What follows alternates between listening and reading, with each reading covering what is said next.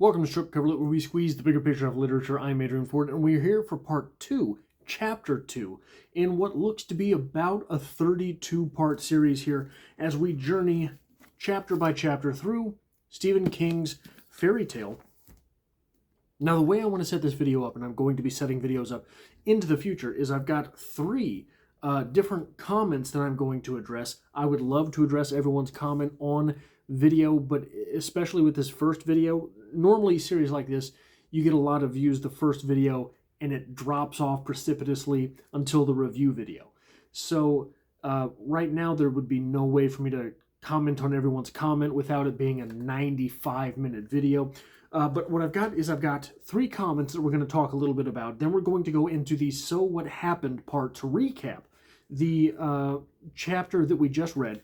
Then we're going into Lit Crit, which is some of the ideas and symbology, symbolism, and underlying stuff that's maybe or maybe not going on here. And finally, we'll finish the video up with some writer's notes. Now, the first comment that I want to address comes to us from Varun. Hope I'm saying that correctly. In fact, I YouTubed it to see if maybe I could pronounce it correctly. I have a lazy Midwestern tongue, so sometimes these things get away from me. But Varun is joining us all the way from India. Or maybe it was Indiana, I can't remember. No, it was India. I'm in Kansas City, Missouri.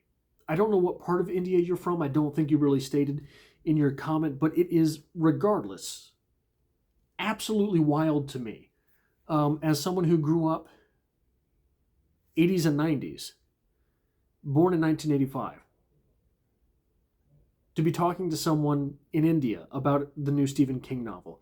The internet is fascinating, but the one thing, Varun, that I want to ask you, so I hope you chime in the comments section this week again. I have been going on about how Stephen King really writes about people you know. Regular people, people next door, people that, especially like The Shining. I knew Jack. I knew Jack growing up. I won't tell you how I knew Jack, but I knew Jack. Those are real people. Those are tangible people. I want to know. I am very curious, and I mean this wholeheartedly. And I mean this for anyone who's watching from any part of the world, really. Is that true for you? Are these characters as tangible to you as they are to me? I feel like I know every character that has happened in a Stephen King novel. None of these people seem particularly wild to me. Now, they're not built from clay in the same way that maybe Ernest Hemingway's characters are, but that's because so much of us goes into an Ernest Hemingway character because so little is given to us on the page. But really, I am interested to know if all corners of the globe experience Stephen King characters in the same way that I do in the Midwest, which is kind of even funny because Stephen King's not from the Midwest. Stephen King is from the Northeast of the United States, and he often sort of, like, he doesn't poo-poo on the Midwest, but kind of he does. But moving on, Angelica Martinez says, I wonder if this is going to be more about The Shine. I don't think it's too much on the God trail. This is interesting, especially with one of the references that Stephen King throws around later in chapter 2, and we're going to talk about that when we get there. But is this going to be more about The Shine? I talked a little bit last video about some things that I thought were maybe references to other Stephen King novels. Cujo was obviously a reference to a Stephen King novel. Is this universe building from Stephen King? There are perhaps hints that Stephen King is telling a non-linear story. I'm not sure if he is telling a particular universe story. If he is telling a story that is meant to bridge different realities of the Stephen King verse. But that second part of this comment, I don't think he's too much on the God route. So The Shine is made to be supernatural. It's not made to be Christian supernatural in that novel. Not necessarily Christian supernatural in that novel. Stephen King is someone who often, I don't I don't believe Stephen King is a Christian. And I'm just saying from memory. I might be making this up. I think Stephen King has identified as an atheist. Might be wrong, or an agnostic, if nothing else. Saying, yeah, I think there's probably something out there. I don't think it's this guy that we read about in the Bible. Maybe. If we're channeling here, The Shine, and we are in this Stephen King type universe. Do you see where I'm going here? Do you see where I'm going here? Is Stephen King setting himself, the author, up as God? Just saying, just putting it out there. Don't know. Asking a question. Thought it was worth having out there. John asks if the first person narrative will affect suspense. And that's a common question for first person narrative. And so the big things you have here, the big questions that this sets forth, and it's worth keeping in mind as we read this. Number one, it's first person narrative and we're getting it. We know Charlie doesn't die. The ultimate suspense is relieved.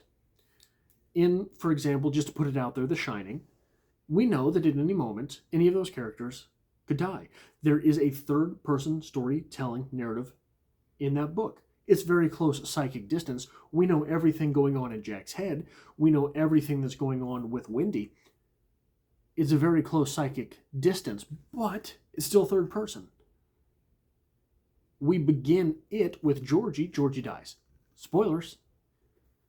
The book was written 35 years ago. It was written in 1985, which, as I mentioned earlier, not terribly long ago. It's still a sprightly young age, something from 1985.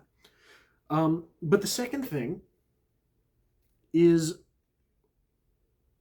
the level of omniscience that a first-person narrator carries with him or her affects the suspense because we don't know what they don't know.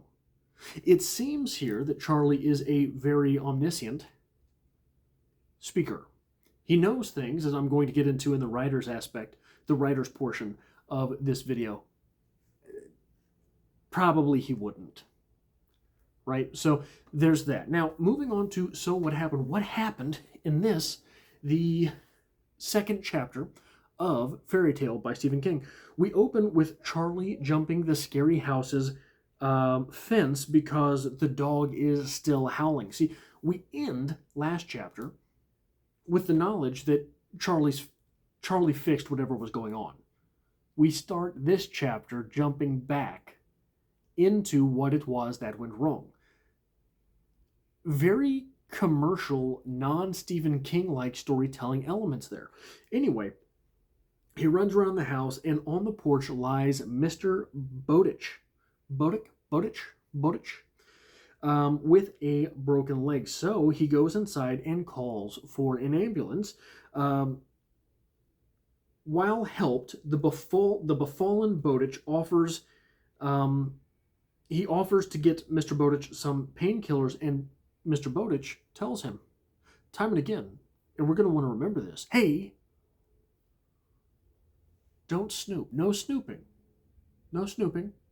This is my house. You're helping me. I'm very grateful. Don't snoop.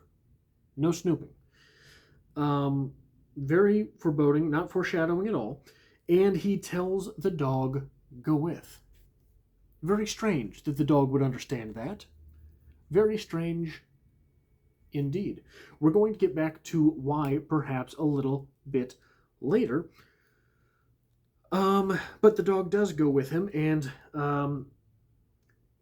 once he returns with the painkillers, he gives Mr. Bowditch some painkillers, and Mr. Bowditch, upon the realization that the dog isn't going to be going to the hospital with him, says, hey, I don't want to go to the hospital. You intercept these ambulance people and tell them to go back, empty-handed. I'm going to stay in here. Not the case. Not what's going to happen. Reluctantly, Mr. Bowditch does, in fact, go to the hospital, agreeing that Charlie can dog sit. Bum, bum, bum. Eventually, he feeds Radar being the dog, and leaves. Later, he returns to Radar again, just sort of on a hunch, and he gives Radar some cookie. which was, by the way, the second thing Mr. Bowditch said don't do. Don't snoop. Don't give the dog treats or meat, or she'll turn back into a pumpkin. Who knows? After playing fetch with Radar for a while, Charlie goes to Snoop. He goes to Snoop in the living room and finds one of Bowditch's shirts. He then lays said shirt, shown shirt, literary shirt, on the ground, and Radar decides that's where she's going to sleep. Charlie leaves. That is where we are in the story. Now let's talk about some of the things that are going on. Radar. Radar is a name. Very interesting. Is Radar, so we've got Mr. Bowditch, who is sort of an old-fashioned fella. Did he steal Radar from one of the TV shows on his old television that is set up in his old living room that goes with his old house? Did he steal it off of MASH? Is it just sort of a name, Radar? Or is there more to this name than we are currently given? So radar as a word means radio detection and ranging. It is used more or less to sort of see things. This would be a very fitting name for a dog, for a guide dog, for a dog that is perhaps leading someone into the supernatural. Is that what's going on here? Are we being left to build a connection with radar because we're giving something, we are given something which will in fact, look, you've got it right on the cover. I don't know if you can see that. You can see that. We're going to go ahead and assume that's Radar. We're going to go ahead and assume that's Charlie. Sure looks like Radar is snooping about with Charlie. So, maybe a little bit of judge a book by its cover, but there's another thing funny here. Radar is a palindrome. It's the same forwards and backwards. R-A-D-A-R, R-A-D-A-R, R-A-D-A-R, R-A-D-A-R. Race car, race car. Nurses run, nurses run. We have here Mr. Bowditch, who is extremely connected to this dog.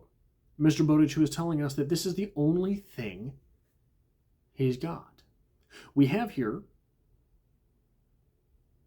the dog understanding the phrase, go with. Now, maybe that's common with dogs. I haven't been around dogs in quite a while. It doesn't seem to me to be something that a dog would know, would understand, would be able to do without something else. Then we have on 33 here, I picked up my phone and gave my balls a second to settle back into the proper place, then went to the back door, with her walking so close beside me that her head kept bumping my knee. Once upon a time, Andy Chin had encountered a monster dog in the front yard of this place, or so he said, but that was years ago. Then we get this.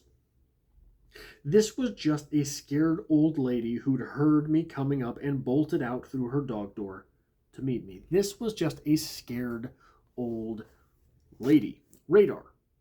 Same forwards and backwards. We're in a fairy tale. Mightn't it be, in a fairy tale,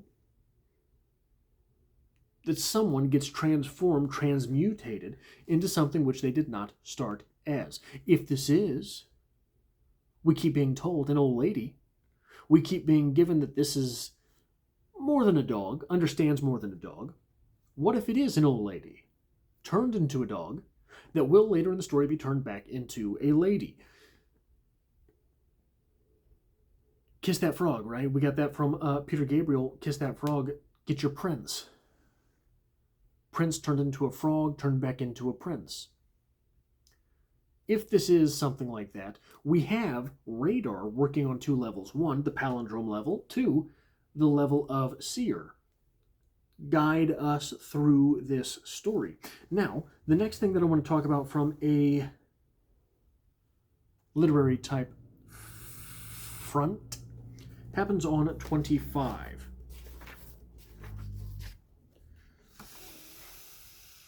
Mr. Bowditch says to Charlie, whatever does not kill me makes me stronger. Don't suppose you know that, do you? They teach you anything these days? Nietzsche, I said. Twilight of the Idols. I'm taking world history this quarter. First off, you're not reading Nietzsche in world history. Maybe philosophy, maybe literature. World history, I don't know where you're getting that one. So, we're going to go ahead and let Stephen King have that one. But Twilight of the Idols. What is this? Quirkily enough, Twilight of the Idols was written between August 26th and September 3rd, 1888. This book is published September 6th in 2022. So a little bit of apt timing there with the publication. This book, Twilight of the Idols, is often referred to, seen as, sort of used as a Rosetta Stone to Friedrich Nietzsche's canon. This is what Friedrich Nietzsche wrote in order that people would be able to really understand his work.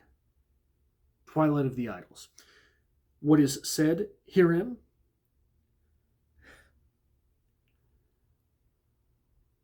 Nietzsche basically tells us everybody sucks. Culture sucks. Society sucks. You've all got it wrong. You all suck. Guys like Napoleon, Caesar, those fellas had it right. Those were the Übermensch. So, shape up. Shape up and maybe lead a genocide or two. How was it that Nietzsche was sort of twisted around and used by the Nazis? Who knows, right? This all seems like peace-loving stuff. So that's what's happening in Twilight of the Idols. Is it possible that what we're going to get here is one of these transcendent Napoleon, Caesar type figures that we either have to take down from power, that we have to topple one of those types of guys, or that we are building one of these characters into one of those types of guys, leading on this sort of quest to become one of these civilization-bearing individuals. So, on 34, a small symbol that I thought was worth communicating here, just a sort of a cute little moment. We have Charlie playing with the dog. I ended the call and heard a low squeaking sound. Radar came back with a toy in her mouth. I thought maybe it was a monkey, but it was so chewed up it was hard to tell. What is it that the kids say on social media these days? I felt that. I think that this is a little bit of a, aren't we all? Aren't we all sort of a monkey, but it's hard to tell because we're so chewed up by life? We are all that toy in that dog's mouth. We used to be something recognizable.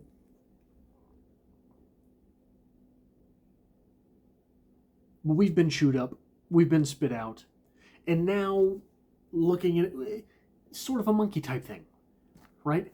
I feel like a monkey every day at work.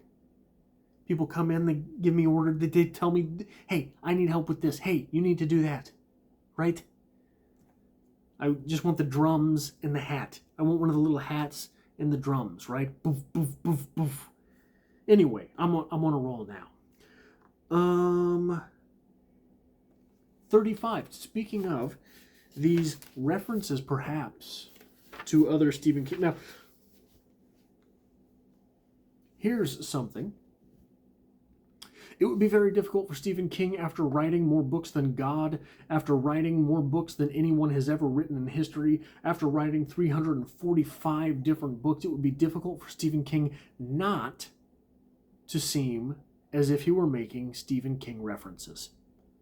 It would be difficult for that to be the case. But on 35,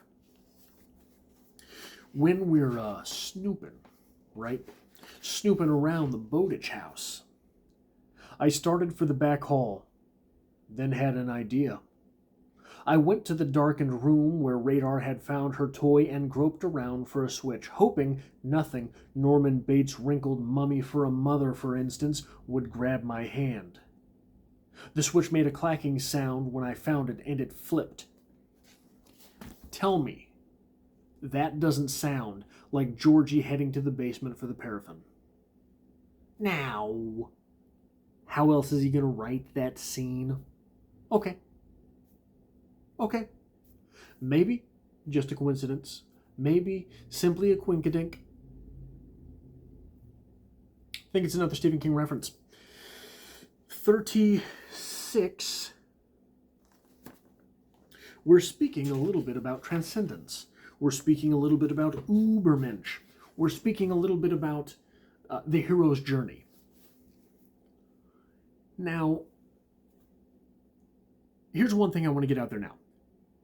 This is just fantasy writing. This is just a fairy tale. Stephen King is just an author of genre fiction. You know, what's really going on there? How much is it really worth? Can we really put anything or take anything out of it? Yes. Here's the thing. The hero's journey is so universal, seen everywhere. Basically the same parts by different names, basically the same scenes and different skins, everywhere. That maybe it's written in. Maybe after Joseph Campbell decided this is what happens, everybody sort of read it and said, hey man, that's a really good template for a story. But that wouldn't explain how Joseph Campbell were able to extract it from ancient texts, would it? So maybe these things are put in there sort of mindfully, willingly, willfully by the author. Maybe they're not. In fact, wouldn't it be all the more stunning if these things were not in fact put in there on purpose but showed up anyway, these little processes of a story, these little hallmarks of what it means to ascend to the hero, especially when what we're doing is we're translating real life into fiction and then retranslating fiction onto real life. We don't read the Herculean feats in order that we can go out and slay the boar. We're not doing that. We're reading the Herculean feats, the 12 labors, so that we can look at ourselves and say, it's not so bad. I work overnights, it sucks. It's not so bad. I work overnight retail, it sucks. It's not so bad. I work overnight retail and I'm the guy who has to clean public restrooms every night. It sucks. It's not so bad. There's no Medusa in there. If I can channel Jordan Peterson. No dragon! That's chaos! That's the dragon! But chaos is in my everyday life. Little dragons are everywhere in our everyday lives. And we hate, we absolutely despise as human beings to say something might be instinctual. Something might be instinct. Something might be beyond our human control. We hate that. That's stupid. We are thinking animals, right? We can take all this stuff and do it for ourselves. We can make all the decisions about our own lives. What if we can't? What if we're not the author of all of our own decisions? What if there's something instinctual to life? We never stop to think, you know, at some point that baby bird just decides it's time to try to fly, which is a stunningly terrifying proposition. It just goes and does it. Most children, we never ask, you know, is it instinctual? Just got up and started walking. bit by bit, piece by piece, started walking. Not, Christopher Walken. I mean, walking. I don't know. What if there's something instinctual about it? So, if we can go back to that question about the Bible, if we can go back to that place, and I'm coming to a point, I promise.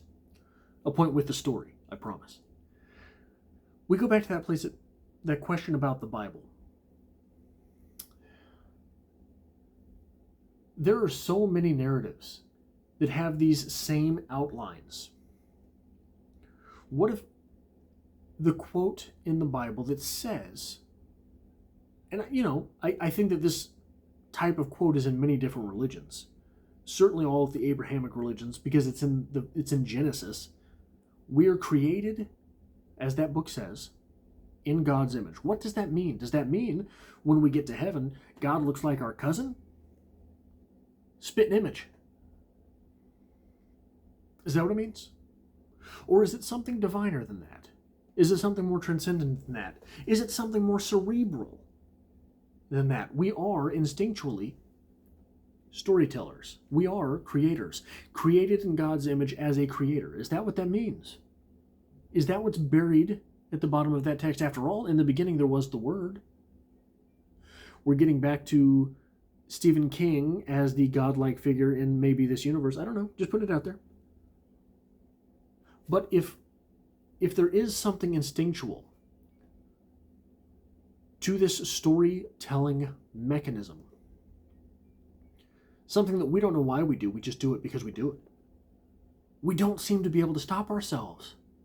We tell stories all the time. We tell ourselves stories. We tell other people stories. We tell ourselves lies. We tell other people lies, narratives, fictions. We don't seem to be able to stop it. In this book, we have a little meta moment. Charlie, after his evening with Radar, walking home. As I walked back home, I thought about the gutters, no doubt plugged with leaves, the unmowed lawn.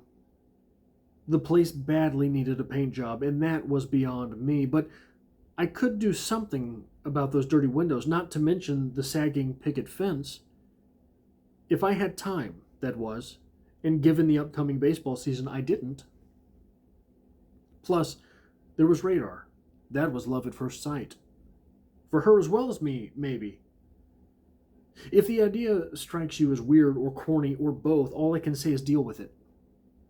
As I said to my father, she was a nice dog. If this storytelling apparatus which exists in us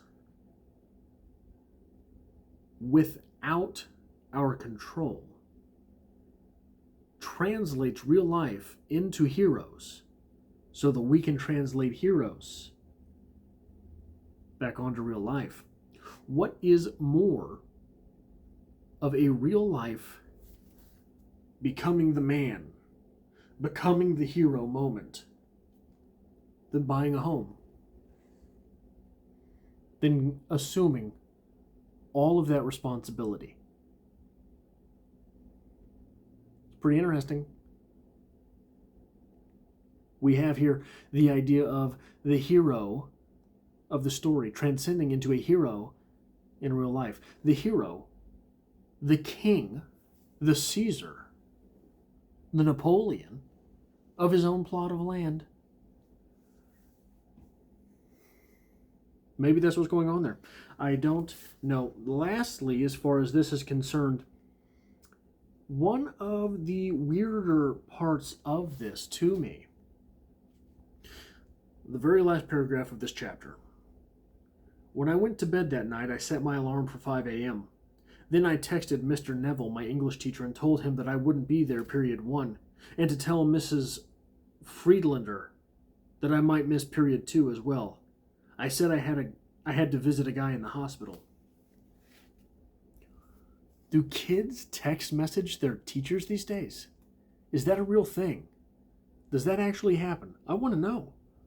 I'm not asking this rhetorically. That is world crashing. That's a weird thing if you ask me. Especially, I mean, how late is this guy going to bed? Is this like 11 o'clock at night? Texting your teachers and saying you're not going to be there? We're not even, in where I work, we're not even supposed to text people to say we're going to be late. And that's a coworker. This is weird. Okay, moving on. Writer stuff. We got some writer stuff to talk about. First thing is on 21. I have some questions. First page of the chapter here. The gate, short, hardly up to my waist, wouldn't open.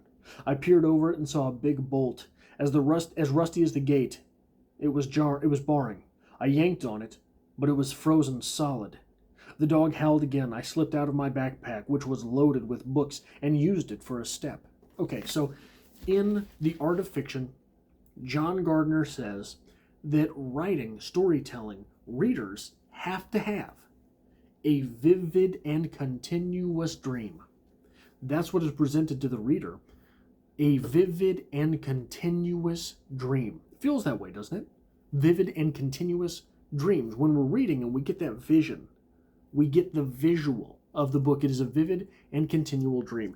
If this gate is so short, hardly up to my waist, do we need a step? Am I missing something here? Charlie has to have a step and then struggles to get over. He's an athlete and this gate is hardly up to his waist. I'm missing something. I am mistranslating something from this book, but the writer's note that I wanted to get in there is that this took me out of it. I did not have a vivid and continuous dream here because I was wondering, how tall is this? This guy's a football and baseball star and he can't leap over his waist? He can't just grab it and hop over? When I was allegedly hopping fences as a kid, it was pretty easy. You grab it, you lean back, and then you hoist yourself over. Not that hard. I was taken out. 22, we have a good example of superfluous dialogue. He tried to move again and bared his teeth. Jesus, this hurts. Then you better stay still, I said.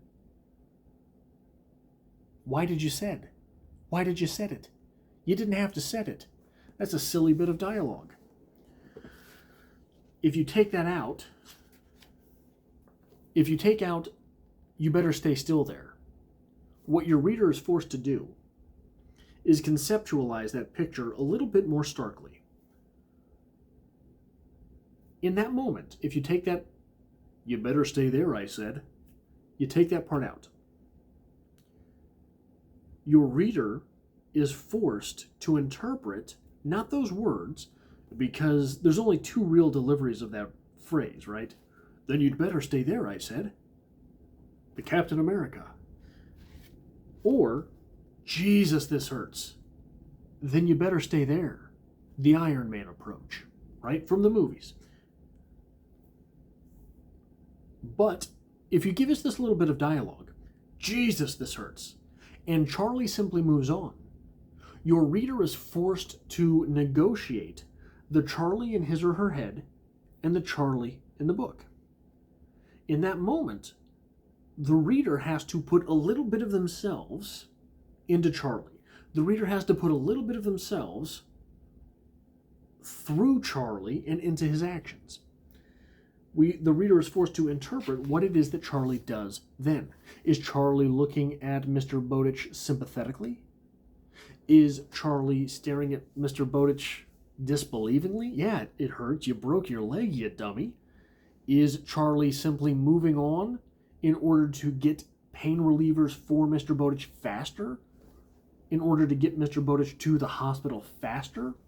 Is that what's going on there? So I think it's amazing the things that you can add to a story by taking out a few words. That is only 2, 4, 6, 7 words. If we take it out, the reader gets a much richer experience there.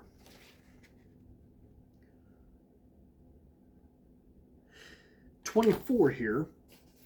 As a writer, I think what we're constantly faced with doing is making characters likable or unlikable. What characters do we want our readers to have a connection with? And which characters do we want them to despise? Normally, The protagonist is someone that you want your reader to like. As we are here in a book. If you're writing a movie and you want movie watchers to like your protagonist, what do? You have your character in a movie make other movie references that might have been seen by your audience, because your audience is obviously a movie fan. They're watching a movie. We're here in a book. What does a book reader love?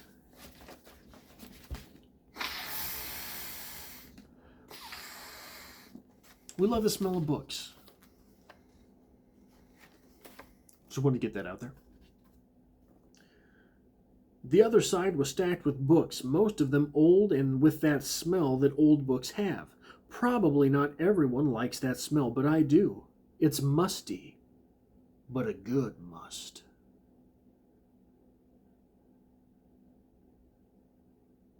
So, your reader, you know, is a reader. If they got this far to page 24, they're a reader. Probably they like the smell of books. Probably by putting this little bit in here, you're communicating to someone who likes the smell of books that, hey, you like the smell of books? We got the smell of books. And Charlie loves it too. You guys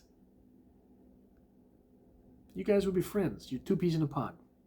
Right? So that is a sneaky way to build rapport between your protagonist and your reader. You both love the smell of books. 24 as well. I mentioned a little bit about omniscience. How omniscient should a first-person narrator be? Page 24, the last full paragraph. The kitchen was full of old appliances. The stove was a hot point. Kid's like 17. Is he noticing that? Maybe. Perhaps. It's about as believable as someone quoting Bobcat Goldthwait in 2006. I said 2004 or 2003, I can't remember. I was corrected in the comments section last week. It's about as believable as that. Maybe. Could happen. It's weird. It's allowed to be weird, right? It's allowed to be weird. It can be weird. But it's weird. So, as a writer, the writer's note here is, I don't know what you don't know. You're the protagonist. You don't know what I don't know. How much, as that first-person narrator, are you supposed to put out there for your reader? How much does a 17-year-old boy know about stoves? It was a hot point. Hot points are second-tier stoves. They're not the best, but certainly they aren't low grade, right? What does he know about that? Maybe something. Okay, I'm willing to believe it. It's just weird. On 28, we have a good character building moment. Howard, Mr. Bowditch said, they made to lift him, but he told them to wait. He held Radar by both sides of her face and looked into her eyes. You be a good girl. I'll see you very soon. She whined and licked him. A tear ran down one of his cheeks. Maybe it was pain, but I don't think so. It's a good moment. He's got a broken leg, but it's leaving his dog that makes him cry. Everything else just sort of makes him more crotchety. He broke his leg, a little more crotchety. Guy came to save him, a little more crotchety. Ambulance is here, a little more crotchety. Gotta leave somebody to dog sit. Knock up the crotchety. Crotchety everywhere. But this moment with this dog may be something that's been transmuted. But a dog, ostensibly, makes him cry. 30. Last point I have here. We have the last paragraph on 29 into the first paragraph on 30. What did I do here? Sorry. I let us in, found an old-fashioned light switch, the kind that turns and walked down the hall of the old reading matter to the kitchen. The light there was provided by an overhead frosted glass fixture that looked like part of the set dressing in one of those old TCM movies, like Dad liked. The kitchen table was covered with checked oilcloth, faded but clean. I decided everything in the kitchen looked like a set dressing from an old movie. I could almost imagine Mr. Chips strolling in, wearing his gown and mortarboard. Or maybe Barbara Stanwyck telling Dick Powell he was just in time for a drink. This is a little bit more believable than a 17-year-old boy knowing what a hot point stove is.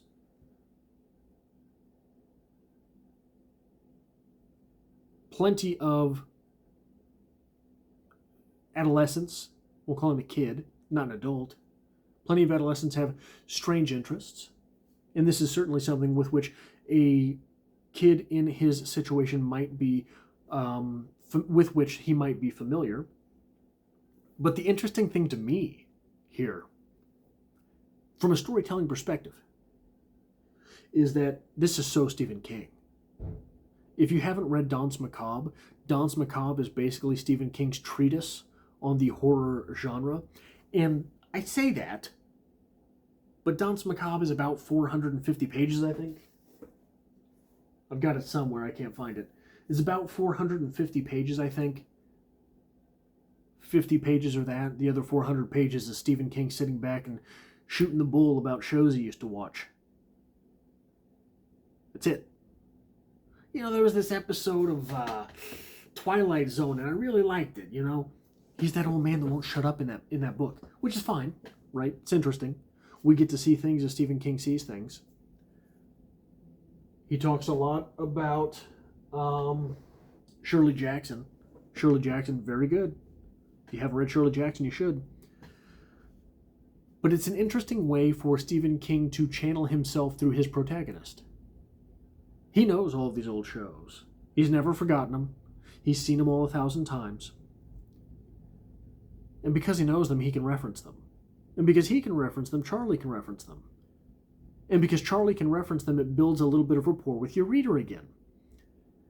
It's a weird but believable thing for your protagonist to know, with which your protagonist, in the position he's in, might be familiar. And it's quirky. And especially if you are a fella of Stephen King's age, and you understand, you know all of these references, then you're right there with him. And you've bought in.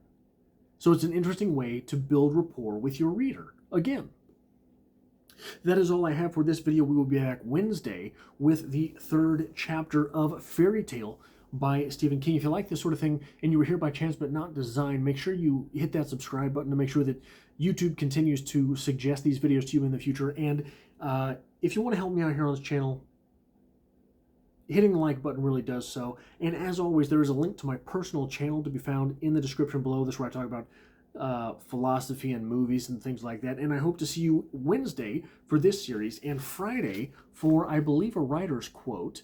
I have writer's quotes, short story discussions, poetry discussions, and opening paragraph discussions on Fridays.